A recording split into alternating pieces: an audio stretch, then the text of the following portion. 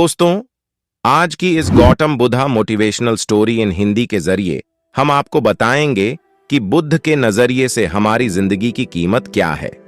हम में से बहुत से लोग अपनी जिंदगी की वैल्यू नहीं समझते और अपने जीवन को ऐसी चीजों में बर्बाद कर देते हैं जिनसे हमारा नुकसान ही होता है।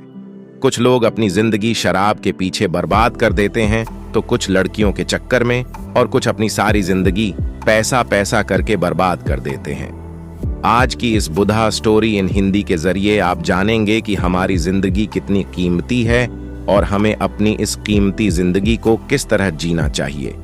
एक बार की बात है, गौतम बुद्ध अपने शिष्यों को जिंदगी से जुड़ी अच्छी बुरी चीजों का ज्ञान दे रहे थे। सभी शिष्य उनकी बातों को बहुत ध्यान से सुन रहे थे। उन सभी में एक शिष्य ऐसा था जिसे प्रश्न पूछने की बहुत आदत थी।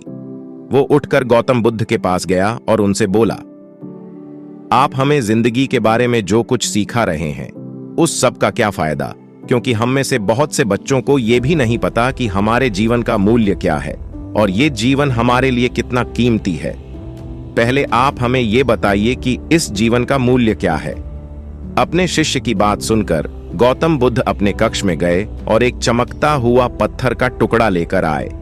वो टुकड़ा उन्होंने अपने शिष्य को दिया और बोले, मैं तुम्हें इस जीवन का मूल्य तब बताऊंगा जब तुम इस पत्थर का सही मूल्य पता लगाकर आओगे।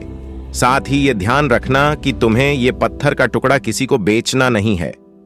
गौतम बुद्ध की बात मानकर वो शिष्य बाजार की तरफ चला गया। बाजार में सबसे पहले उसकी नजर एक फल बेचने वाले पर पड़ी और उसने वो पत्थर उस फल वाले को दिखाया और बोला, इस पत्थर के बदले आप मुझे कितने फल दे सकते हो? फल वाला बोला, ये पत्थर कुछ खास तो नहीं है, लेकिन फिर भी इसके बदले में तुम्हें 10 केले दे सकता हूं। वो शिष्य उस पत्थर को लेकर आगे चला गया। फिर उसे एक सब्जी वाला मिला। शिष्य ने उस सब्जी वाले से उस पत्थर की कीमत पूछी। सब्जी वाले ने उस पत्थर को ध्यान से देखा और बोला, इस पत्थर की कीमत के बदले में तुम्हें ज्यादा से ज्यादा एक बोरी भरकर सब्जियां दे सकता हूं। इसके बाद वो शिष्य उस पत्थर को लेकर एक सोने के व्यापारी के पास गया। उस पत्थर की टुकड़े की चमक देखते ही उस सुनार ने उसकी कीमत 100 सोने के सिक्के लगाई। शिष्य ने वो टुकड़ा बेचने से मना किया तो वो सुनार उसके बदले 200 सोने के सिक्के देने को भी राजी हो गया, लेकिन शिष्य ने वो पत्थर नहीं बेचा। इसके बाद वो शिष्य एक हीरों के व्यापारी के पास गया और उनके सामने उसने वो पत्थर के टुकड़े को रख दिया।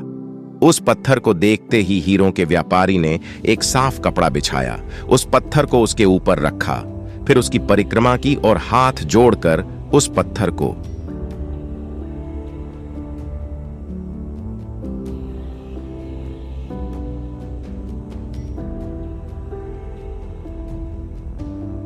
कपड़े में लपेटते हुए वो बोला, तुम जिसे मामूली पत्थर समझकर उसकी कीमत पूछ रहे हो, असल में ये एक बेशकीमती रूबी है। ऐसा रूबी हर किसी को नहीं मिलता। मैं अगर अपना सब कुछ बेच भी दूं तो भी इसकी कीमत नहीं चुका सकता।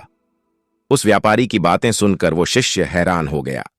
वो दौड़ा दौड़ा सीधा बुद्ध के पास आया और उन्हें उसने जो कुछ भी बाजार में हुआ वो सब बताया।